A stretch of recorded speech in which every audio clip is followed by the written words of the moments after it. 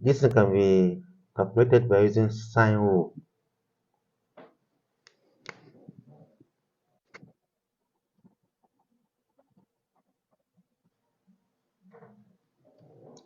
Next, you now input the value.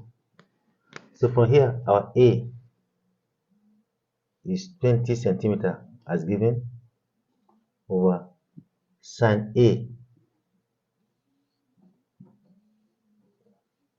which is unknown, equals to B. What's our B? The length here. That is 50 centimeter over sine B. That is sine 80 degrees. Next is to cross multiply. But before you do that, you now check and see whether you can see reduce the load. So we are lucky here. This centimeter can still go. This 0 and 0 2 will go. So we have less work to do now. Next is to cross multiply. Next is to cross multiply.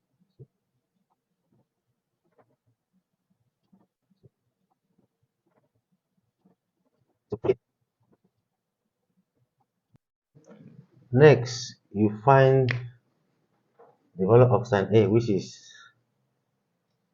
sine A will be equals to 2 times this sine A.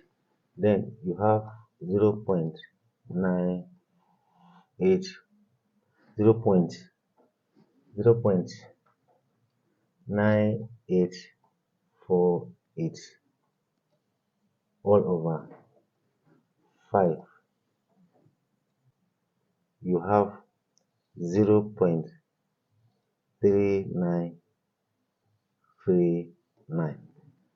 But remember, you are also find the angle here. What we're looking for is A, not sine A. But here we have sine A. So from here, you can now get the inverse of sine of A. That's what you get A. So A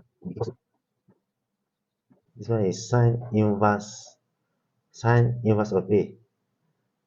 Get it, just take a calculator, press second function or shift, then you press sine. So this sign will pop up. Then you input this value and the answer, if it's correct, the answer will be approximately 23 degrees.